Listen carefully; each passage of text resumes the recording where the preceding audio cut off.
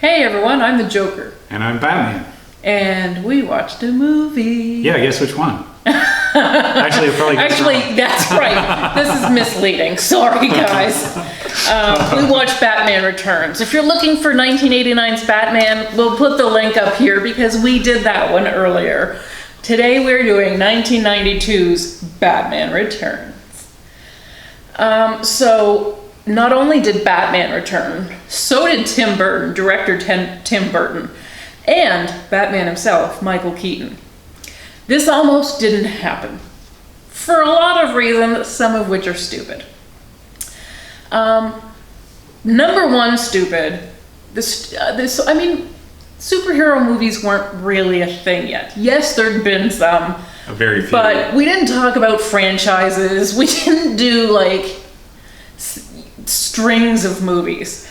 So when they put the first one together, they didn't even put it into a contract that anyone would need to come back for a second. Isn't that crazy? And Tim Burton wouldn't have signed it if they had asked him to, because he didn't do sequels. Okay. Michael Keaton, I don't know if he was itching to return either. He certainly ratcheted up his price. He ended up getting $11 million, which was a hefty sum at the time. That's a big deal. And a big jump from the first one. Yeah. And probably why he wasn't in the third. Yes, maybe so. We'll talk about that in a future episode. So Tim Burton had a lot of concessions because he didn't quite like how the last one had turned out. So he wanted more creative control. And thing number one on his list, because he doesn't do sequels, he didn't want this to be a sequel. So it's not. It is a standalone Batman movie.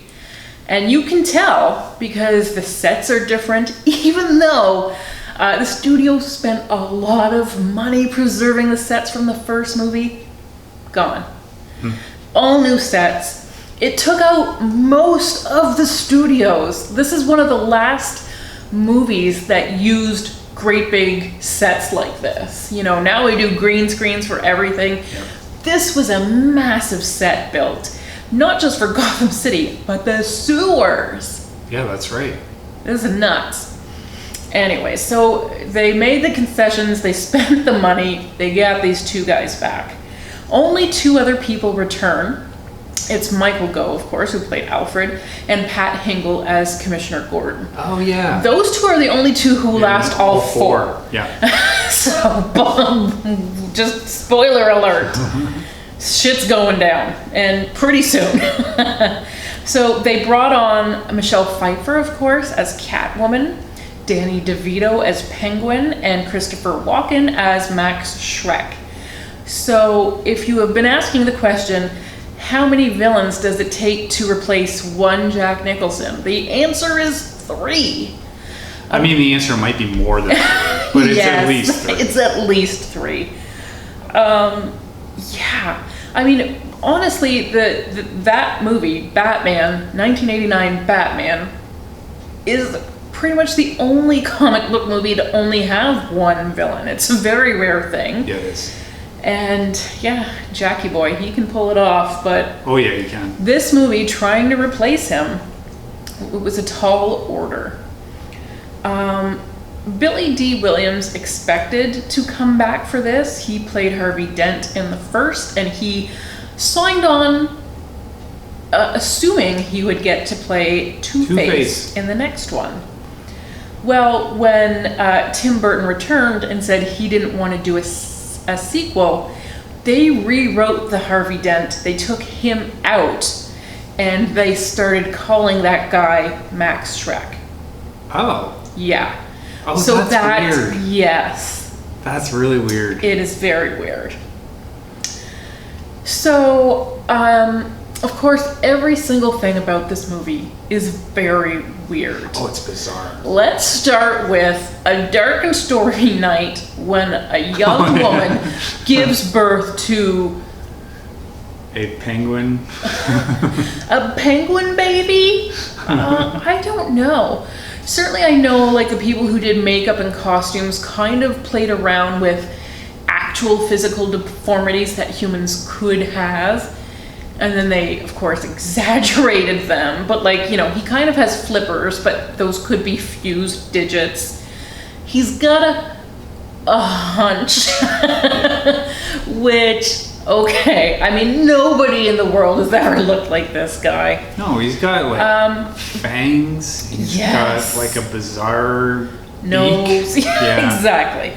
So this guy, what a villain. What a villain. Yeah. This little baby is born. He's apparently like carnivorous. I think he ate the family cat. Yeah, he did. 100% foreshadowing. He did. Yeah. He's an adversary of cats. And so his parents do what any parent would. Well, certainly like other parents we know have. Yep. They get Exodus on us and they send this baby down the river like baby Moses. Yeah. Into the abandoned aquarium, excuse me. I mean, this is nuts. Yeah. This is nuts because, I mean, first of all, Moses in the Bible makes out much better. He gets adopted by the king of Egypt, lives a really cushy life until all the stuff goes down with the Jews. But for a while he was good. Are the penguins, like, meant to be an allegory for this? Like, it's a bit weird. Oh, man. I mean, anyways, this little baby gets adopted by penguins. Totally does. In the sewers. Yeah. Why are there penguins in the sewers? Because the aquarium closed down. So they went to the sewers? I guess. I mean... That's where the water was. Yeah, but it's not the right kind of water. It's not. How many species of penguins are indigenous to North America? I believe 0. 0. So I was wondering, like, is Gotham, is the DC universe, like, taking place, like, post-global warming, when, like, the polar ice caps have melted and the penguins have come down, like, the new immigrants, they have walked all this way only to end up in the sewers. I'm sure someone's got that theory. Where they adopt a baby. Yep. Can somehow understand English. Very well. Yeah, very well. Oh, like, also, how did the baby learn English? Yeah, that's a good How question. did the penguins raise this kid? Because even though he's no regular guy. No, I mean, he'd be happy with the raw fish. He's still alive. Yeah. At the tender age of 32. Yeah, he doesn't look 32. Well, Danny DeVito was in his late 40s. And then they threw on lots of prosthetics that are not known to happen in young people generally. But anyways, in the film, he's a young whippersnapper. A go-getter. Yes. And so he's got, I mean, the penguins take him in, they raise him as their own, and then he declares himself the king of them. He does. Like, that really flips. Well, he's the only one that can drive the giant rubber duck. Well, that we see. He's the only one who has the keys anyway, so maybe he's just not letting them drive it. Okay, so that's your theory on that. Good to know. I think whoever's got the duck is duck come from? Also how is it in the sewers? Yeah. So they actually wanted to have live penguins on the set. And so the king penguins that they used, the nice tall guys, they were only in captivity in one place. This is back in the 90s. We didn't have prisons for animals yet. Yeah. Yes. So they flew them in from Cotswolds, England. Flew them all the way, probably first class, I don't know. Probably. They certainly gave them their own refrigerated trailers. Oh, how nice. They gave them a swimming pool. They gave them a half-ton of fresh fish every day. Wow. Yes. They're eating well. They are. Outside, it was a sweltering 100 degrees. They kept the set cooled to 35 for the penguins. And for the general atmosphere, I'm sure. Yes. And the penguins had a great time by all accounts. Yeah, number one, because the production spent $1 million on refrigeration costs. Now, the amount of penguins, real penguins they got in weren't enough for all of the big penguin scenes. In any epic. Yes. So they had robotic penguins, which were really cool. And then they had a few little people in costumes just to fill out the... make it super. Let's have some of everything. A little bit of everything. Now, the real penguins actually thought that the robotic penguins were good cuddlers. Oh. Yes, they would often be found napping. They had to do a firm head count every night to make sure all the real penguins came back to their trailers. They would often find them as just asleep, cuddled into the pile of robots at the end of a pile of robots. Yeah. But enough of real penguins also coupled up, because there were a lot of eggs at the end of production. So that's how you know the penguins were well treated, because they only do that when they're happy. Yeah. They were pretty happy. They were very happy. And that's just pure profit. Okay, so let's talk about the Batsuit. Because in the grand tradition of superhero movies, and really comic books, I think generally, I mean, every time there's a reboot, the costume can wind up looking significantly different. Yes, it can. From different eras, different issues. So this movie, they did make several changes. So some of them were fan service. They changed the color scheme. They changed the logo on his chest. But some of them were for poor Michael Keaton, because he didn't just want $11 million. He wanted a fly. He wanted a zipper, so he didn't have to strip off all the rubber every time he had to pee. That's a reasonable request. Did he want rubber nipples? Sean, cool your engines, okay? This is a marathon, not a sprint. So you can really tell the kind of sexist set they were on, because they built the zipper into his, but not into Michelle Pfeiffer's. Of course. And she's got seams all over the place on her costume. There could very easily have been a zipper on hers and it would have fit right in. I'm glad you think that, yes. So yeah, his suit still, they tried to make it of a thinner rubber, because you might remember from last time, he couldn't move his head and he couldn't hear. So they pared it down significantly, and it still weighed 55 pounds. Wow. That's more than a penguin, I think. Yeah. So you might be unsurprised to learn that Michael Keaton delivered 0 eggs at the end of this movie. So I don't think he was all that happy. So then we come to the wonderful Christopher Walken. Yeah, he's great. He is great. He is not a good person in this movie. Max Schreck, the business guy, is pretty terrible. And we know this for many, many reasons. I mean, Serena Kyle... Oh, he keeps murdering people. Well, sure, Sean. Sure. But I thought he was terrible because he treats her, she's the assistant, the harried secretary, and he treats her like she's a turd. Yes. Like, she's just so low, doesn't get any, not even respect, but even regard. Or he doesn't treat her like a person. No. So she should have known better. Whenever she finds out his dirty little secret, which is that the power plant he's building is actually going to suck power out of Gotham, and then he's going to sell it back to them somehow. Because he's evil. He's a genius. Evil. He's an evil business guy. Yep. Who does that remind us of? So he's terrible, treats women badly. You know, they try to tell you. Yeah. You should believe them. You should believe them the first time they throw you out a window. Which he does. Oh, yeah. He's a little bit mad that she finds this out so naturally. And she was just trying to do her job.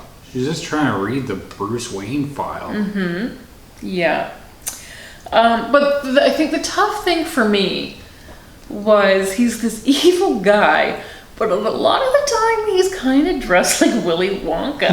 Yeah. Don't you? Like, I felt like his look was more more maniac and less homicidal. Yes. It was a little... Yes, I don't know. Should. And Is it's it Christopher just... Walken. He Yes. should just be like this eccentric, crazy guy Yes. who just thinks about things a little differently and makes some wacky some comments. loopholes, yeah. He's a little inappropriate, Yeah. but he's a good guy. He's a good guy. Yeah. I mean, you have to love him because it's Christopher Walken. Like, he is by far the best character in this movie. Whoa, by far, he says. I think so. Okay. Feel free to tell him he's wrong down below. So earlier I was really wondering how penguins raised a baby. Do I wonder even more how cats raised a woman from the dead? Yeah, I think maybe. so. Maybe, I mean, are they possessed? Are they mutants? Are they toxic, or are they the opposite of toxic? Yeah, I but mean, I feel like she comes alive, but she's not good. She's not the same. She's not in good condition. No, Although she kind of thinks she's in better condition. that's true. She's feeling herself. Yes, she is. Which is great. But can we just talk about why did mousy secretary Serena Kyle have so much pleather in her home? Yeah, she was able to make her own She had suit. so she didn't have many to go out for pleather, supplies. like black latex outfits Yeah, that just culling from her her own closet. yeah. She was able to make a movie quality supervillain outfit. Yes. And as Sean said, covered in stitches, which means all of the pieces were rather small. Yeah. And speaking of those stupid stitches, I have no problems with the costume makers. They're doing their best to like make something look weirdly sexy when it's a very unsexy thing, really objectively. But those stitches make no sense. No, of course they make no sense. There's not anywhere where seams would be. No. They're just randomly Yeah. across her costume. Yes. And of course they were ornamental. They were not even string. They were like latex that they painted on to look like stitches. They were really married to this nonsensical look. So did you, Sean, have any Catwoman fantasies when you saw this movie as a young pup? I'm sure I did. Oh, you're sure, but I had a big crush on Michelle Pfeiffer, generally. you did? Oh, Generally absolutely. speaking, like from before this movie? Yeah. Okay. From Married to the Mob is my first encounter Married with to her. the Mob. Which is like Good. 88 or something like that. Mm-hmm. So, and she was a big deal at that time. Very big deal. I mean, I guess she's still a big deal. Yeah, she was in that Vance Joy song. I thought it was Bruno Mars. Maybe it's both. Yeah, it might be both. Of course, Michelle Pfeiffer was not necessarily the first choice for this role. That's how it is with these movies, as Yes. I'm finding out from you. Yes, that's right. No one is anyone's first choice. No. Well, that's not true. Kim Basinger was a first choice, but was busy. Sean Young took it, Oh, then yeah. got injured, then Kim So came in then and took it. Kim became the first choice and the third choice. That's right. In this case, Annette Bening was cast as Catwoman, but Did she break her leg? didn't get injured. She got pregnant. And they were like, hell no, get out. So we have Michelle Pfeiffer. And something for the ladies, Danny DeVito. What a guy this Danny DeVito is. It's so funny to see him working almost even more now. The man is in his 70s now. I really liked one anecdote about him on the set that I read was that he refused to stand in for the scene where he gets pelted with rotten food. Oh. They had one there for him. He was like, no, I'll do it. Which is a weird choice if you have a choice to get pelted with rotten food or not. And he was like, yes. But if you say no, then you're forcing someone else to do it. Yeah. So it's kind of a nice thing that I think it was he a took nice those thing. rotten tomatoes. Yeah. So the penguins, the real king penguins, were not the only real animals on the set. First, well, not first, this is not in order of appearance in the film. First in order of appearance in my heart is that poodle with a grenade. Remember there was a dog with a grenade who delivers a grenade? No. I was really sad about that. Oh. That was really tough for me. Don't make God. Like, oh, I didn't like that. Well, you wouldn't. I don't remember that. You know what Michelle Pfeiffer didn't like? The bird in her mouth. Oh, yeah. Which was a real bird. Well, it flies out. Correct.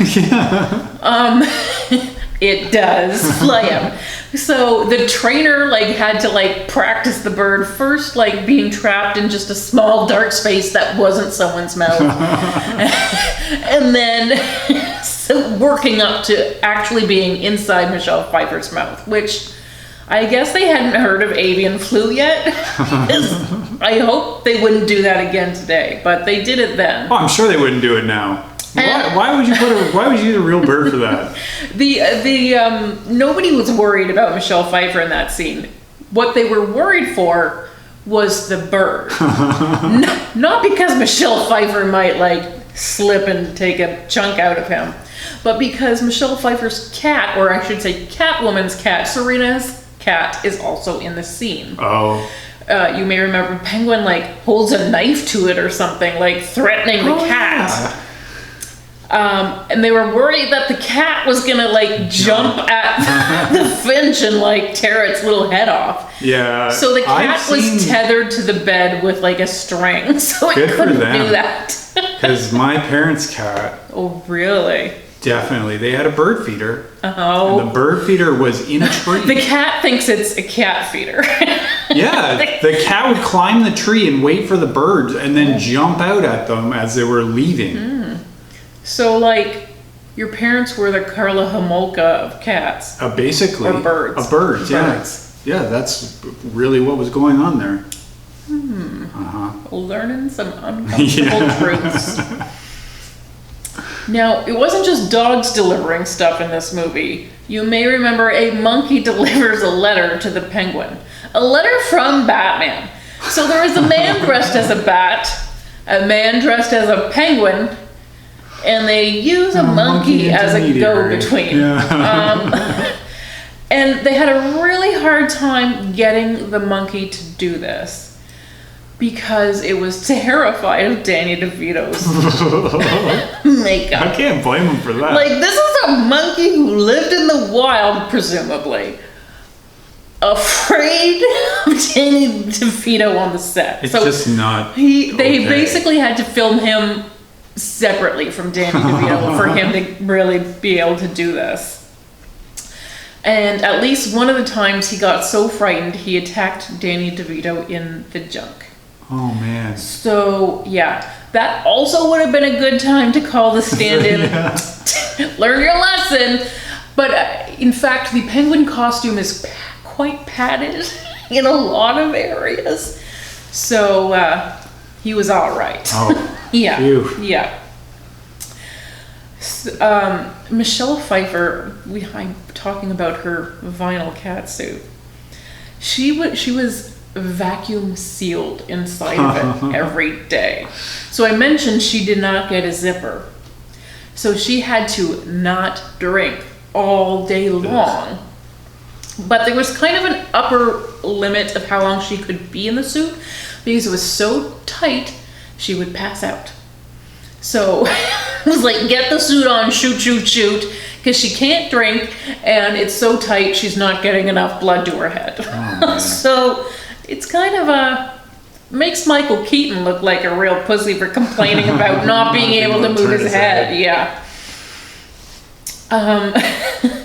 And she also was almost deaf wearing this thing. So Tim Burton kept having to tell her to stop shouting because she didn't know she was.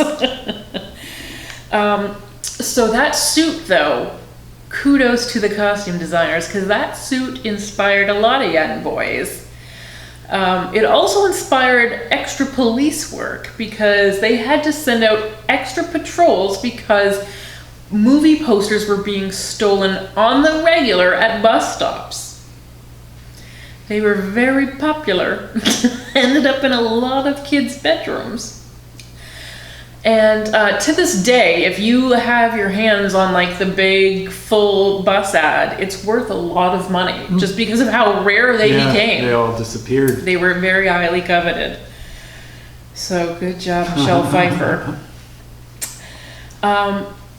And a thing I forgot to mention about the new Batsuit, which I didn't realize, you probably already know this, he is not wearing boots, he's wearing Air Jordan 6s. I didn't know that. They're Air Jordan 6s, and then they have like a sort of connecting, like a leg piece, so they look like boots from the outside.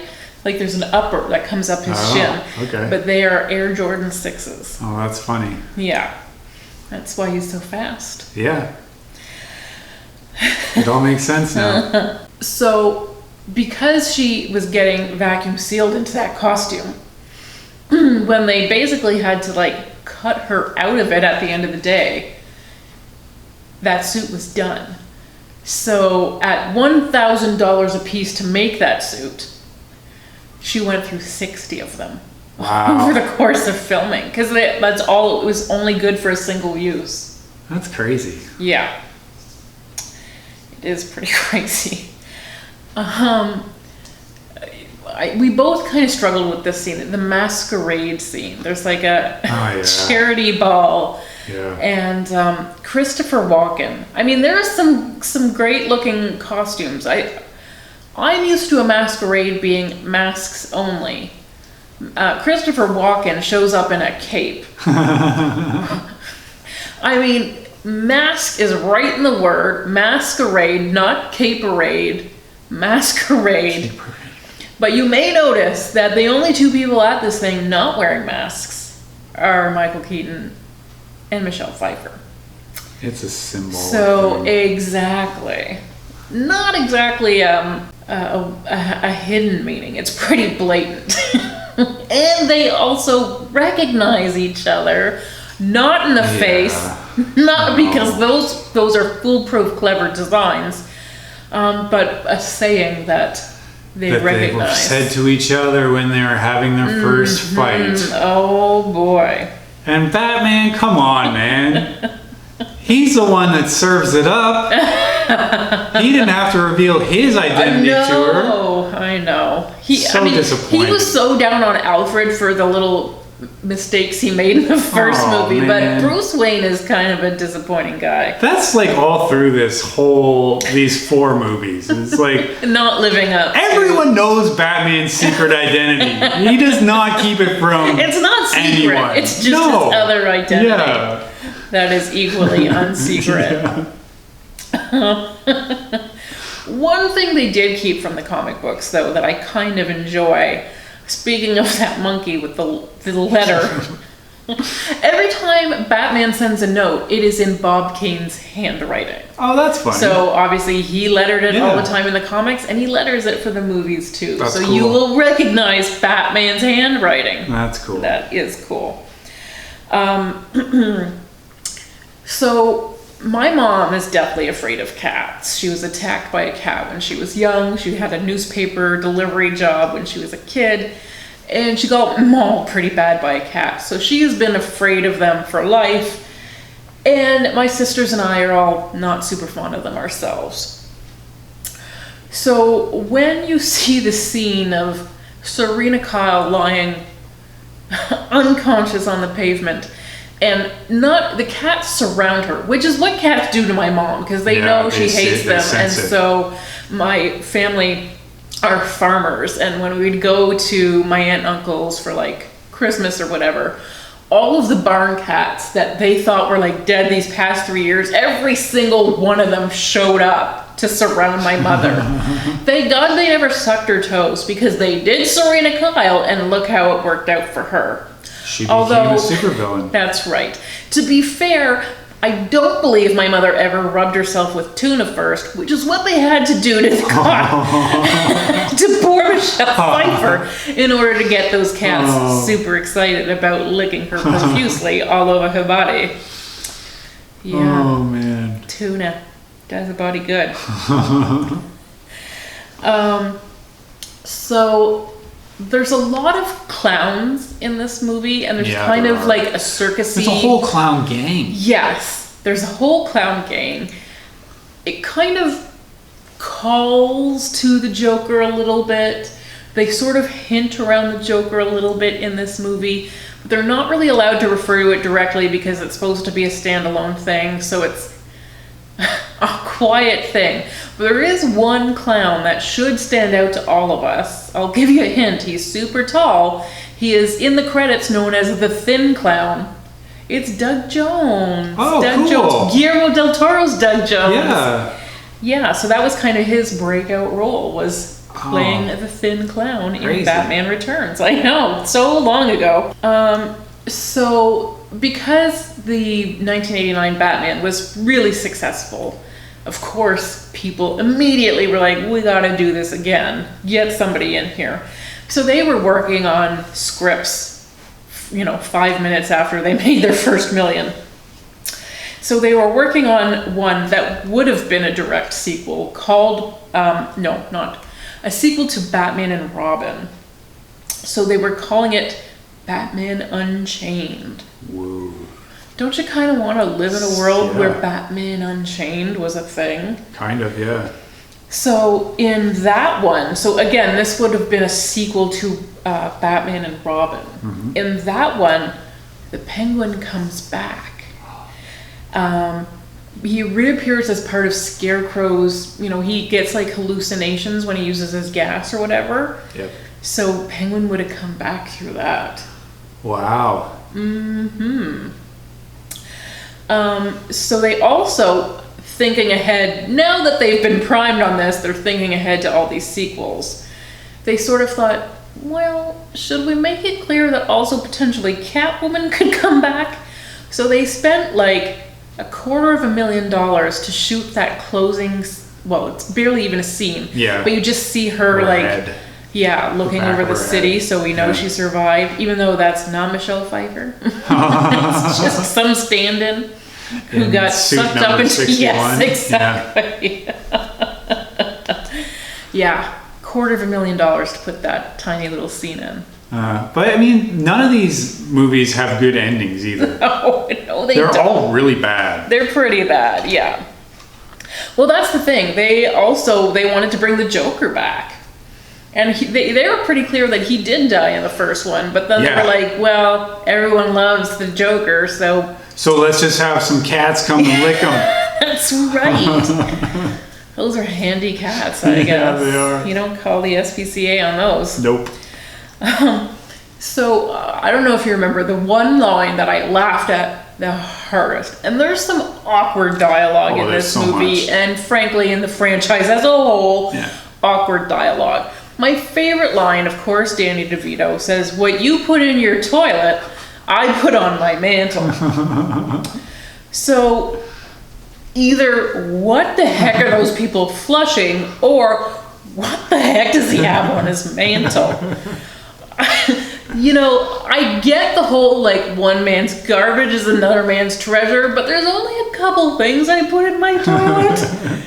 And I'm, like, not in my wildest dreams. Those are not on display. No, they are not. Even though mine are quite pleasant. Of course they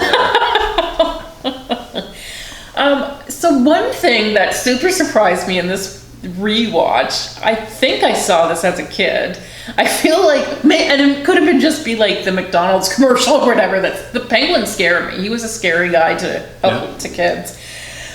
Watching it now, I was surprised at how sexual harassing he is. Oh yeah, very much. Yeah. First of all, where does that confidence come from? Yeah. Well, like, he believes he has swagger. He thinks he can hit on any woman. He does. Well, it's the politician side of him, I guess. He's guess. running for mayor. I guess. Even though there's an incumbent and it's not an election. And whoever was mayor before does definitely need to get voted out, because Oh, yeah. I think that there can't be any city with Poor city planning in Gotham it's City. horrible. Where you need to have a penis-shaped car to get through the penis-shaped alleys. Yeah, and your car has to convert into an even narrower penis-shaped car. A less girthy car. Like, what? How is this a thing? It is, it's ridiculous. But let's talk about that Batmobile, guys, because first of all, it is strangely equipped for almost any crazy unlikely scenario. Yep. And this will come back in future Absolutely movies. will. This is not a one-time thing. This is weird. But also, I didn't really feel like so far these movies have explained where all these gadgets are coming from, who's making all this stuff. No. Because all we have is a geriatric Alfred who, keeps getting blamed for making silly mistakes. He doesn't seem like a techie mastermind. No. And he's no, like, oh God, what's his name? Lucius Fox. Yeah, I was thinking of the actor. Morgan Freeman. Thank you. I'm glad you knew what I was getting at. It's a weird thing to have such a loosey-goosey, non-secure bat cave filled with all of these toys, and I don't understand where they've come from. No one knows where they came from. That's one of those loose ends in a movie that will nibble, because that's not just like one penis-shaped car, but it's a penis-shaped every vehicle known to exist and not exist. Yeah, he's got a car, he's got a plane, he's got a boat, motorcycle, everything. It's just ridiculous. Yeah. Obviously, we know at some point Catwoman and Penguin were at odds. Then they decided to sort of team up together.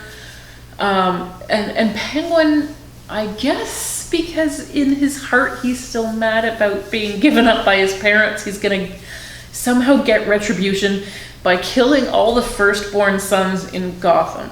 Yeah. Which again sounds real biblical to me. It does. I've heard of this one before.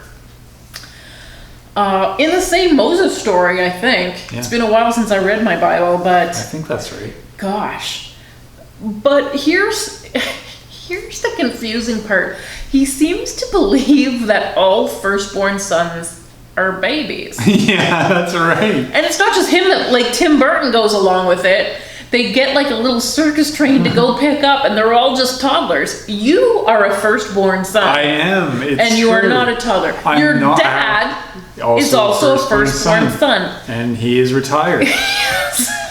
That baby train would not have fit a lot of the firstborn sons. Including Christopher Walken's firstborn son in the movies that he's clearly very concerned about losing. He surprisingly is, for a guy with like no heart. He oddly, like, his son is his Ivanka, clearly. Yeah.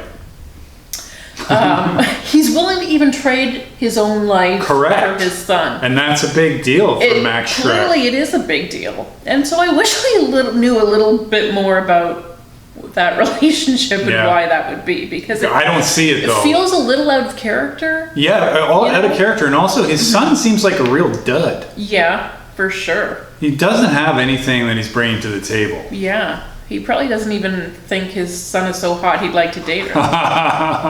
I mean, I don't think. He's not that cute.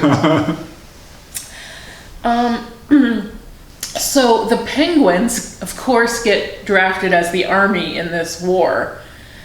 And I just want to know, like, what do the Penguins have against Gotham? What did Gotham do to the Penguins? You must have put a lot of treasure in those sewers.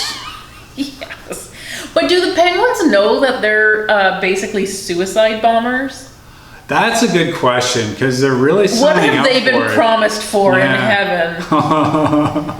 There'll be 99 fishes, 99 mermaids lined up. Woo. Yeah, to hand feed you fishes. They really just go along with this plan. And we know they understand. We know they understand. And they're like, all right, I will march into town with a rocket strapped to my back. They have like mind controlling helmets. Well, yeah, those are to like deploy the rockets. Well, are they though? They're pretty cute. Yeah, but when like at a point the system shuts off and then the Penguins like turn around and walk in the opposite direction. So it is like they were being controlled to go in that direction. Okay. but it's ambiguous. It is. It's a little ambiguous. I mean, there's not much science behind it, so they didn't really get into how this is happening and who might have invented these helmets, and was it the same guy who also invented all the Bat vehicles? Maybe. We should look into this. We need some answers. So in the Batman 1989 video that we did, I talked about how Jack Nicholson coped with a very long stint in the makeup chair every day by watching basketball games. Do you know what Danny DeVito watched? I do not. You're gonna like this, Sean. You're gonna feel proud of him. All right. He brought in a Laserdisc player. No way. He did. He's a high roller. This is like came out in 92. No one had a Laserdisc player in 92.